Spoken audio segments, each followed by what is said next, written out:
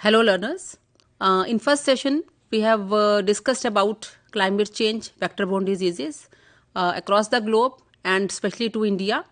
और इस वाले सेशन में हम आपसे बात करेंगे कि क्लाइमेट चेंज के ऐसे कौन से फैक्टर्स हैं जिनके चलते मॉस्किटोज के अंदर क्या फिजियोलॉजिकल चेंजेस होते हैं और उनका जो लाइफ साइकिल किस तरह से चेंज होती है और तरह तरह की बीमारियां फैलती हैं. तो वेक्टर बोर्न डिजीजेज में जैसे मलेरिया, डेंगू, काला आजार, फाइलेरिया, जापानीज एंसेफेलाइटिस, और ये मलेरिया जिसमें है मेन डिजीज है एंड इट इज़ जो ड्रग रेजिस्टेंस जनरली ये एंटी मलेरियल के लिए that is the biggest challenge. जितनी भी क्लोरोक्विन या प्राइमाक्विन होती है तो आजकल जितने भी मॉस्किटो हैं they are showing the resistance to these drugs.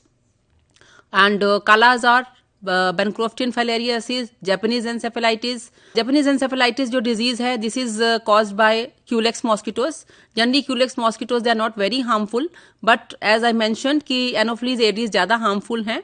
लेकिन जापानीज एंसेफेलाइटिस जो है वो भी क्यूलेक्स से है, तो और क्यूलेक्स थोड़ा स्टडी मॉस्किटो है जिसको कंट्रोल करना थोड़ा सा मुश्किल है. और काला आजार जो है it is transmitted by leishmania which is a protozoa.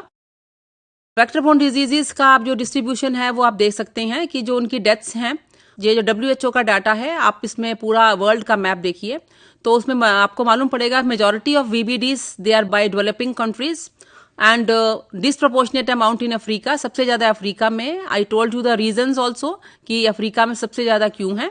And VBDs collectively they account for more than 1.5 million human deaths per year. And vector-borne diseases of concern are malaria, dengue, yellow fever, encephalitis, chikungunya, Zika. And their transmission, mostly they are the first three, malaria, dengue, yellow fever, they are anthropootic. Encephalitis, chikungunya, Zika, they are zoonotic. And three components that determine the occurrence of VBDs, they are vector and host abundance, local prevalence of disease causing parasites and pathogens, human population behavior, and disease resilience.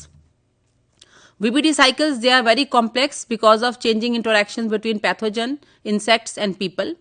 And change in climate make these interactions less predictable, multiplying the risk of the disease. Climate change, it has the potential to influence the Earth biological system. However, its effects are not well defined. Developing nations with limited resources, they are expected to face a host of health effects due to climate change, including vector-borne and waterborne diseases. Now, various vector-borne diseases, the ecology of these diseases, it is very complex. Change in human population, landscape, land use, agriculture practices, all these, they lead to different vector-borne diseases. And climate change, it has resulted in decreased air quality, severe weather events, and rising world temperature, they are changing the local weather events, and warmer weather, it is coming up. And impact of climate change, it will be widespread. There is indication that preparing for prospective health risk is necessary. Generally जो हमारा climate change और health, this is a neglected issue. Health के ऊपर हमारा क्या affect होता है इसके ऊपर बहुत ज़्यादा thrust नहीं दिया जाता, but this should be given. Shifty climate, it affects the human well-being on many levels. Changes in diverse environments lead to deviations in incidence and distribution of disease. Escalating temperatures, they may cause severe weather and extreme heat. Rising sea levels, they influence the water quality. Increasing carbon dioxide levels, they impact water, food supply. And diarrheal diseases, they can show the increase. Most importantly, change in ecology, biodiversity, they affect the disease vector populations. And as I mentioned कि हमारा जो आजकल connectivity काफ़ी ज़्यादा है, तो travel के चलते, माइग्रेशन के चलते क्लाइमेट चेंज और उनके इफेक्ट ज़्यादा पाए जाते हैं. Now as you can see in this slide, global climate change और ह्यूमन हेल्थ का आपस में इफेक्ट आप देख सकते हैं कि टेम्परेचर, सी लेवल, प्रेसिपिटेशन और उनके चलते storms, flooding, morbidity, mortality, respiratory diseases, malnutrition, these are all the results of the climate change. And they are very direct effects as well as the indirect effects, various effects you can see. That is the first, as you can see in air pollution due to weather, extreme heat, water, floods and drought, ecosystems, ecosystem threats, various types of threats you can see. Now this particular slide, it is showing the climate change and the health linkages. That is how the regional weather change, heat waves, extreme weather temperature, precipitation, and what are the modifying factors like agroecosystem, hydrological factors, socioeconomics, demographics. and then how do they lead to the increase of vector-borne and rodent-borne diseases, food and water shortages, effects of population displacement, how climate change it affects your health, change in increase of the flooding and the storms, change in the precipitation, expanded geographical range, change in the vector behaviors, increased duration of warm season, changes in the median temperature. This is the interconnection of all the factors which leads to the climate change and the diseases. Now you can see that the rising as the temperature increases. So the winter it is decreasing. The temperatures when they warm, mosquitoes and other vectors, they can move into the higher altitudes and new regions farther from the equator. As I told कि जो हमारे ठंडे इलाके या पहाड़ी इलाके थे उनमें भी अब मच्छर जो हैं वो आने लगे हैं क्योंकि वहां पर भी वार्मथ जो है वो ज़्यादा होने लगी है. और इम्पैक्ट ऑफ टेम्परेचर जो है उससे वेक्टर पे भी इफेक्ट होता है, पैथोजन पे भी इफेक्ट होता है और एज ए रिजल्ट ज़्यादा वीबीडीज होती हैं. पैथोजन पे कैसे इफेक्ट होता है, जैसे वायरस है या बैक्टीरिया है उनके अंदर जोग्राफिकल डिस्ट्रीब्यूशन अफेक्ट होने लगा है और ट्रांसमिशन सीजन जो उनका अफेक्ट होने लगा है, इंक्यूबेशन पीरियड जो है वो कम हो जाता है, जल्दी जल्दी उनका जो लाइफ साइकिल है वो जल्दी जल्दी आगे चलती है और सिमिलरली पैरेलल चेंजेस वेक्टर में होते हैं. इसीलिए इन दोनों का जो कंबाइंड इफेक्ट है उसके चलते वीबीडीज का इंक्रीज प्रोपोर्शन होता है ऑफ वेक्टर्स और पैथोजेंस. बायोलॉजिकल इम्पैक्ट आप देख सकते हैं कि जैसे जैसे आप इम्पैक्ट बढ़ता है टेम्परेचर का, बाइटिंग बढ़ता है मच्छरों का, उनको जैसे अब गर्मी बढ़ती है मच्छरों को बाइटिंग की अर्ज ज़्यादा होती है, वो ज़्यादा देर तक एक्टिव रह सकते हैं and virus also they become infective. This is the impact of rain. जिस तरह से बारिश ज़्यादा होगी larval habitat will increase, eliminate habitat by flooding. Low rainfall can create the habitat, dry season malaria, it can happen. Heavy rainfall events can synchronize vector host streaking and virus transmission. So vector activity, pathogen activity and vectors, all these factors they combine due to the impact of the rain. And they create more viable areas for vector breeding, allow breeding to occur more quickly because eggs hatch faster in hotter climates. Now you can see in the malaria 40% world population is at risk, 500 million severely ill and it is a climate sensitive disease. As you can see that anopheles का जो adult development के लिए optimal temperature is 28 to 32 और falciparum जो malaria का Plasmodium falciparum, ovale, Plasmodium vivax और Plasmodium malariae, ये चार जो प्लाज्मोडियम होते हैं उसमें लेकिन सबसे ज्यादा जो कॉमन है दैट इज प्लाज्मोडियम फेल्सिपेरम. उसके ट्रांसमिशन के लिए जो टेम्परेचर है that is 16 to 33 degree celsius and areas on the edges of endemic regions and el ninos such as storms, heavy rains, droughts and warm temperatures, they can cause the malaria. And as you can see in this our figure, malaria transmission, that the global ranges are mainly affected by climate. Human migration, as I told you that humans migration, it is very common now because the globe it has become short, because communication, travel, it has become wide, and because of this migration, many diseases they are being transmitted from one place to another. And this particular slide it shows you the climatic impacts on malaria, that is human, vector, pathogen, environment. One vector here we have taken as Anopheles mosquito, pathogen that is Plasmodium, and environment that is temperature, water availability and humidity. Here you can see that all these interact and these factors they can impact on the malaria. Now here you can see the stability index. What exactly is the stability index? It is a measure of potential transmission based on intrinsic factors of the pathogen and mosquito species. Here you can see the stability index and different values are given as the caption.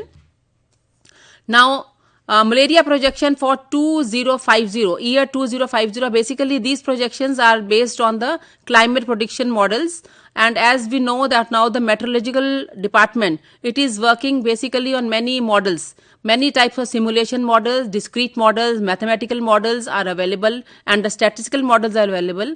Based on these current distributions, this is the malaria projection which is given. And climate versus dengue, it is also linked to future climate change projection. A small rise in temperature, it will increase the potential for future epidemics. This is given by the WHO.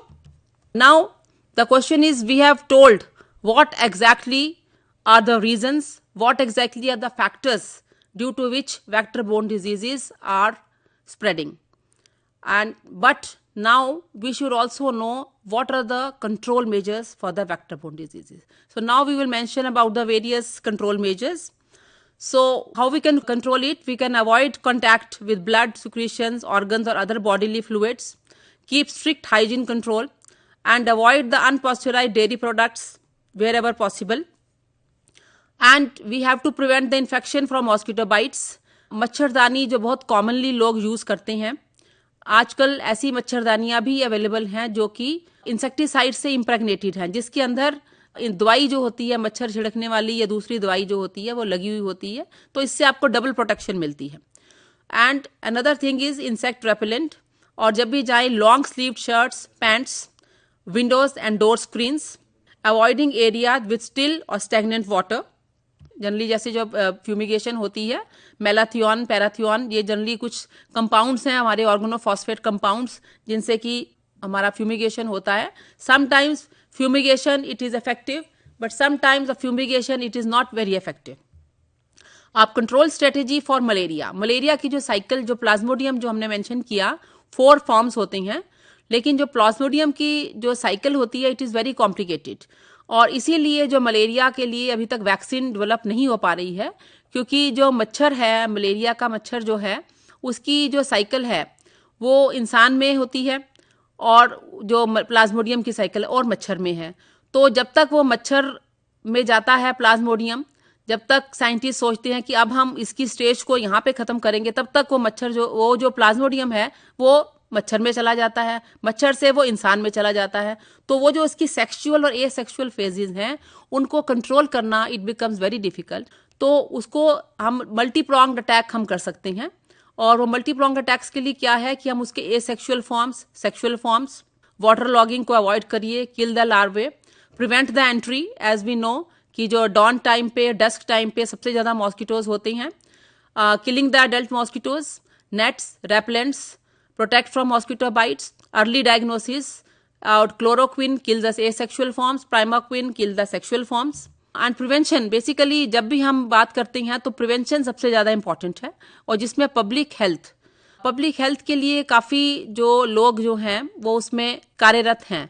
But even then जब भी कोई epidemic होता है तो उसमें हमें doctors की भी ज़रूरत पड़ती है, एंटोमोलॉजिस्ट की भी ज़रूरत पड़ती है. तो basically this is a network जिसमें हमें scientist, doctors, technicians, each and every person जो है, जिनका एक पूरा नेटवर्क होना चाहिए जो कि प्रोटेक्ट कर सकते हैं पीपल को from these diseases. Now the different approaches on VBDs. एक तो है कि आपने इंडिविजुअल प्रोटेक्शन की बात तो की है, बट द थिंग इज कि साइंटिफिक लेवल पे हमारे पास काफ़ी सारी अप्रोचेज हैं, और जिसमें 2 approaches they are very important. One is simple analytical model and another is statistical pattern matching. तो ये जो मॉडल्स हैं ये बताते हैं कि हम वीबीडीज को किस तरह से टैकल कर सकते हैं. ये मॉडल्स ये भी बताते हैं कि वीबीडीज का रिस्क क्या है. ये प्रिडिक्ट भी कर सकते हैं कि किस तरह की डिजीज जो है किस किस टाइम पर आ सकती है. जो सिंप्लीफाइड मॉडलिंग है उसके हिसाब से climate change it could greatly increase number of human cases. और जो स्टैटिस्टिकल पैटर्न मैचिंग वाला मॉडल है ये लेटेस्ट है, it was given by Rogers and Randolph in 2000. और उसके चलते ये है कि climate change could have a small effect on numbers of human cases. So ideal is a mechanistic model of transmission, but these require a high number of parameters and detailed knowledge of the ecology of the diseases. Now the thing is कि किसी भी disease की ecology को समझना और उसके बाद उसकी ecology और उसके ecological factors को control करना, this is of paramount importance, but at the same time this is a very complex issue also. क्योंकि इकोलॉजी में आप काफ़ी सारे फैक्टर्स जो होते हैं, whether it is temperature, it is precipitation, it is moisture, इन सब को कंट्रोल करना और इन सब की स्टडी करना it becomes very difficult. So what is the need of the hour? What exactly we have to do? First of all the surveillance has to be increased. Educating the people to maintain awareness of changes. जबकि आजकल ये changes जो हैं और awareness जो है ये काफ़ी हो रहा है कि बड़ी बड़ी होर्डिंग्स पे अब तो छोटे छोटे बच्चों को भी मालूम है कि एडीज का मच्छर कैसे दिखता है और एडीज का मच्छर जो है वो डेंगू के लिए रिस्पॉन्सिबल है. Precautionary approach, this is very important. Then review, evaluate, prepare the countermeasures, that is vaccines, therapeutic agents, insecticides. Then long-term ecological, epidemiological research on how environmental changes influence the disease cycles. क्योंकि किसी layman को ये समझाना कि एक climate के change होने से डिजीजेस कैसे बढ़ सकती हैं, 5 to 10 ईयर्स के बच्चे हैं, 10 to 15 ईयर्स के बच्चे हैं, उस तरह में अलग अलग ग्रेडेशन है और आप डिफरेंट ऑडियो विजुअल एड से it should be done by the train personal और उनको उस तरह से समझाइए जैसे जो विलेजर्स हैं या अर्बन एरियाज हैं, अलग अलग जगह जो है एजुकेशन का जो हमारा थ्रस्ट है that should be at different levels and enhancing our health system, that is very important. So the main highlights of this session are climate change impacts human infectious diseases via pathogen, host and transmission. Go beyond empirical observation of association between climate and health effects. Improve the prediction of associated shifts in infectious diseases at various scales. And the health effects, it may be controlled through adopting certain proactive measures. And establish the local early warning system for health effect of predicted climatic change. This is very important. जिस तरह से फसलों के लिए जैसे होता है कि टिड्डा दल जैसे आता है और फसलों का नष्ट कर देता है, तो उसके लिए पहले से ही प्रिडिक्टिव मॉडल्स बन गए हैं, वार्निंग सिस्टम बन गए हैं कि ये टिड्डा दल इस टाइम पे अटैक करेगा. तो उस तरह से किसानों को पहले से ही खबर दे दी जाती है ताकि वो प्रिपेयर्ड रहें, अपनी फसलों को नष्ट होने से बचा सकें. उसी तरह से डिजीजेस के लिए पहले से ही फोरकास्टिंग हो सकती है क्योंकि अब इतने सारे predictive models they are in place, जिसके चलते जब हम ये बता सकते हैं कि 2030 में मलेरिया कैसा होगा, 2050 में मलेरिया के क्या केसेस रहेंगे, तो उसके चलते हम ये भी बता सकते हैं कि कब कब कौन सी डिजीज आ सकती है. So we should be prepared accordingly and we should be prepared in such a manner कि ये बात सिर्फ साइंटिस्ट या डॉक्टर्स तक ही सीमित नहीं रहने चाहिए. This should be disseminated to a common man. Even जो कॉमन पर्सन है जो अफेक्ट हो सकता है उसको मालूम होना चाहिए कि डिजीज कब उसके ऊपर आ सकती है. So the future assessments which can benefit from the research activities, that is evaluation of climatic variables, socio-economic factors, human behavior influence, vector-borne disease occurrence, enhancing of the long-term systematic data collection on vector and pathogen distributions to detect the changes over time, studying the natural maintenance cycle of vector-borne pathogens. This is very important. We have to study exactly कि जो nature में जो cycle चल रही है vector की, host की, वो किस तरह से चल रही है. So this is the recap for our entire session कि हमने इस सेशन में पूरा क्या देखा कि क्लाइमेट चेंज, होस्ट, पैथोजन और उसका जो ट्रांसमिशन जो है, और उसके बाद तरह तरह की जो हमारे क्लाइमेट फैक्टर्स कौन कौन से हैं, temperature, precipitation, humidity, wind, dust, other factors. These are the climatic factors.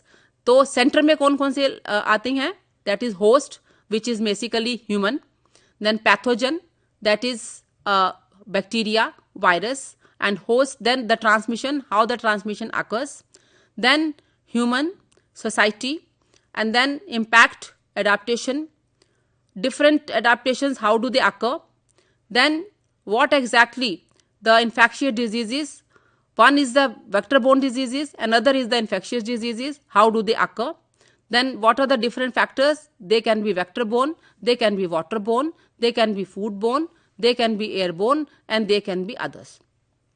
So what we discussed in this session was that what exactly is the climate change, what exactly is the vector, how vector-borne diseases and climate change they are occurring, then how we can prevent the vector-borne diseases at our individual level as well as at the government level, and how we together can move ahead and we can control these vector-borne diseases. And I mentioned various vector-borne diseases like dengue, chikungunya, malaria, Zika. And if you have any doubts, you can send the messages, you can talk to us. I thank you.